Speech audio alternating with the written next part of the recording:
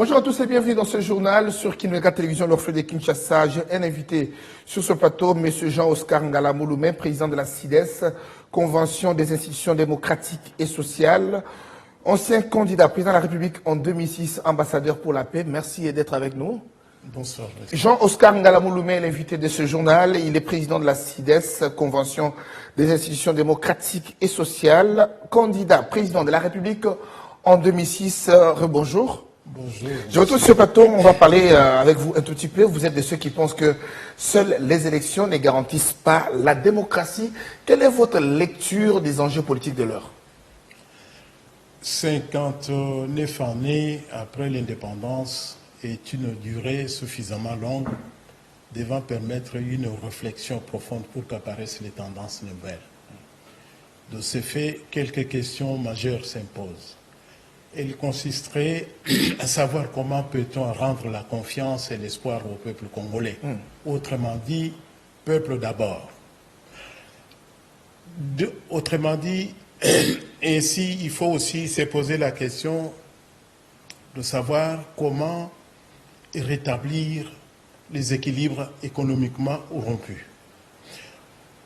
Seuls les Congolais, de concert avec la communauté financière internationale, ont le devoir de trouver la solution aux problèmes avant tout économiques, parce qu'à ce que je sache, les problèmes du Congo n'est pas politique, il est avant tout économique. Parce que par la démocratie, moi, j'entends le respect des lois de la République. Et ces lois sont plus ou moins respectées dans une société où il y a la quantité suffisante de biens et de services par rapport aux besoins de la population. Je l'ai souvent dit, j'en profiterai pour le répéter encore. C'est comme si l'État congolais aujourd'hui parvenait à organiser un référendum en posant la question aux Congolais de voter pour ou contre les vols. La majorité des Congolais votera contre les vols. Qu'il ne suffit pas d'avoir voté contre les vols. Le problème réside au niveau de ce que l'État met en face de celui qui a voté contre le vol, pas pour qu'il ne soit pas en état de vol, pas pour qu'il ne vole pas, mais pour qu'il ne soit pas en état de voler. Moi, je suis Congolais. Vous, vous êtes État. Qu'est-ce que vous faites pour que je ne puisse pas être en état de voler? Donc, à ce que je sache aux questions actuelles, nous devons y apporter des solutions proprement économiques, pénétrées d'intelligence et de raison. Et lorsqu'on parle qu'on va combattre la corruption, le changement de mentalité, tout ça, c'est bien beau. Moi, je suis enseignant, animé d'une volonté exceptionnelle de changer la mentalité. Pour aller sur le lieu de mon travail, je dois emprunter le transport chez mes voisins. J'ai 3 mois de loyer impayé. L'eau et l'électricité impayées, les minervoirs de mes enfants impayés. J'arrive à l'école, j'ai 70 étudiants, je passe l'examen. Sur 70, il y a 40 qui réussissent. Les 30 qui ont échoué s'organisent et préparent l'enveloppe. Ils viennent me trouver en face, monsieur, nous savons que nous avons échoué, mais nous ne voulons pas reprendre la classe. Moi, enseignant, animé d'une volonté exceptionnelle de changer la mentalité. Devant cette situation, de quel côté je vais me pencher? Répondez vous-même. Je prendrai l'enveloppe. Voyez-vous ce que je dis pour l'enseignant? Et vous prenez l'enveloppe pourquoi?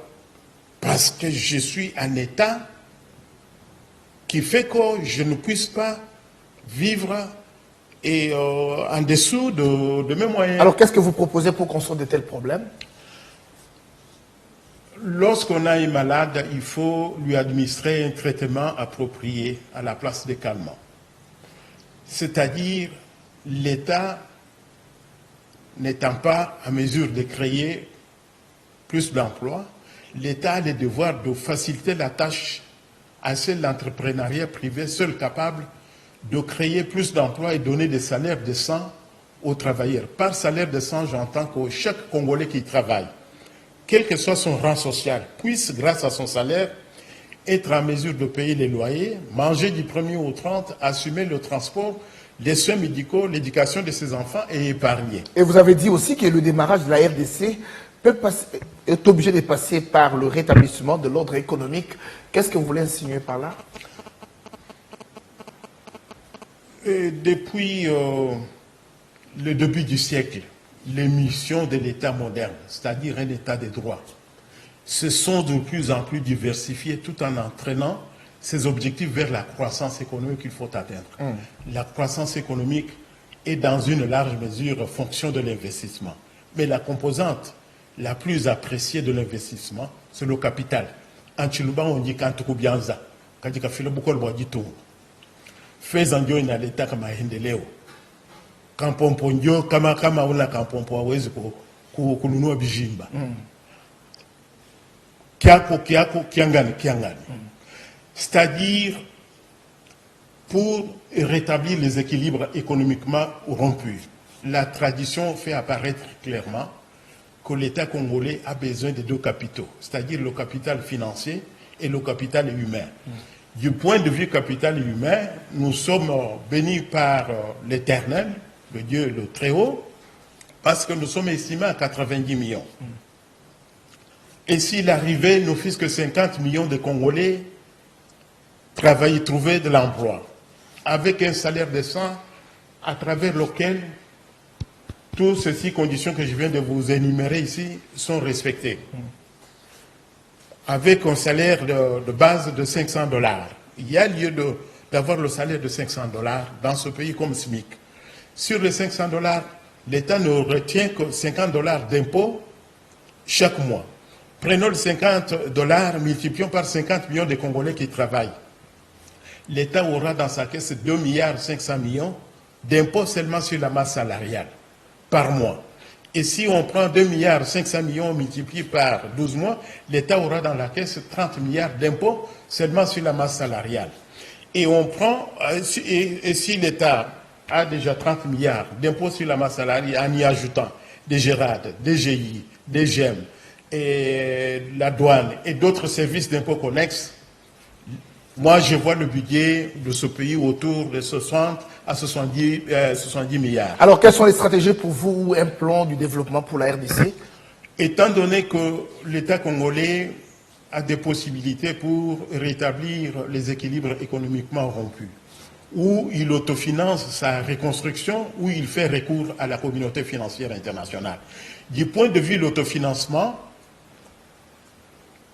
j'entends par là le prélèvement d'une partie de ses avoirs personnels, c'est-à-dire l'épargne. Avant que l'État épargne, il doit tout d'abord produire, commercialiser, réaliser le bénéfice, dépenser une partie qui reste gardée du côté pour faire recours à ça le jour J, afin de faire ses dépenses sans faire recours à l'emprunt. Étant donné que le pays ne produit presque rien, ne vend presque rien, la seule voie qui nous reste réside au niveau de mobiliser les capitaux financiers frais sur le plan international.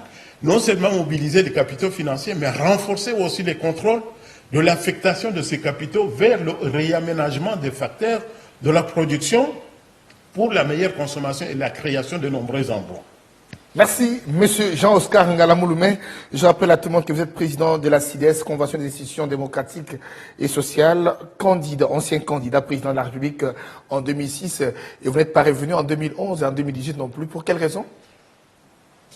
On ne peut comprendre le présent dans le but de construire l'avenir que lorsqu'on a la connaissance profonde du passé. Et vous serez tenté en 2023? Je laisse les soins assez de l'avenir orienter les événements. Merci d'avoir été notre invité. C'est la fin de ce journal. Bon week-end à tout le monde.